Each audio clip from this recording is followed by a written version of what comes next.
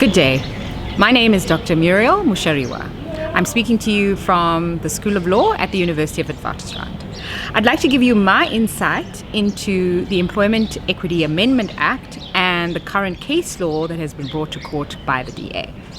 Now, a lot of media has been incorrectly reporting the difference between employment equity and BEE, and reporting employment equity as if it is BEE. Employment equity is about creating a representative workforce across occupational levels. BEE is about broad-based Black economic empowerment, and it covers things like ownership, skills development. It does have employment equity in the sense of management control, but they are not the same thing.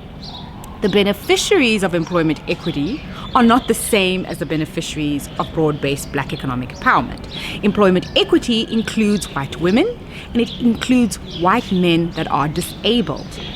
Triple BEE does not have those as beneficiaries. So employers have to have a balancing act between making themselves conform to the employment equity as well as BEE.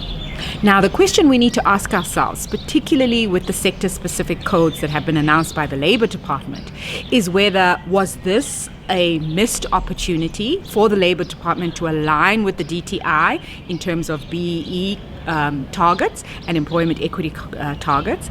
And what is it about employment equity after over 20 years of being legislation?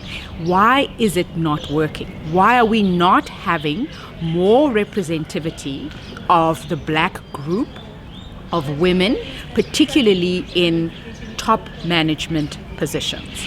We now have an opportunity with sector-specific targets. And if you look at the sector-specific targets, they are actually less than the economically active persons targets that existed previously. So, for example, manufacturing. You would require, as part of the designated group, 24%, whereas previously the target would have been 43% for African males, 5% for coloreds, and 1% for Indians. In the current EA12 form that the department has produced, they're asking employers, as you set your targets, depending on where you are in the country, you're able to link your targets with EAP. So if I'm a company, for example, in the Western Cape, and it's clear that there's a higher representativity of coloreds in the Western Cape, my targets need to align not only with the sector, but as well as the economically active persons within that region. So we need to be asking ourselves, and as employers, to say, why, in terms of our hiring methods, are we not more aligned to our industry, and how best can we do that? You're not appointing someone purely for the fact that they happen to fall within the designated group, but as the Act requires, the person must be suitably qualified. I believe that the Employment Equity Amendment Act is an opportunity for employers to align themselves within their specific sector.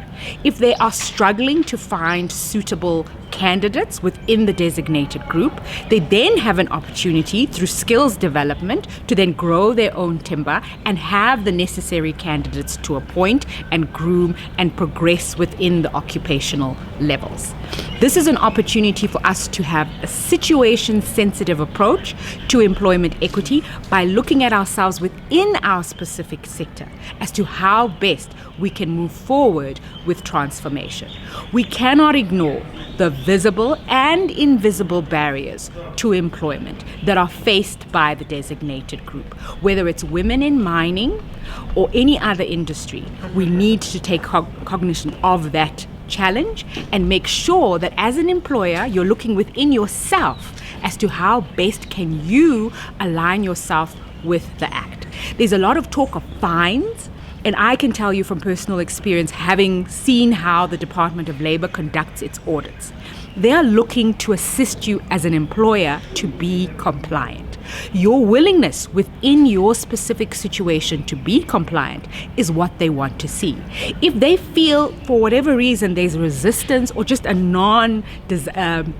just you not wanting to align yourself to the legislation, they will obviously then take it forward, but they will have given you many opportunities, 3 in some instances, to align yourself. And you can give reasons. We don't have the necessary skills. We have financial challenges, and that is why. No vacancies occurred during a particular period. You can give the department valid reasons as to why you have not aligned yourself to the sector-specific targets. But the targets are a lot less than the previous legislation.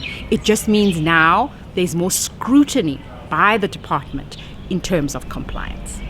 Thank you.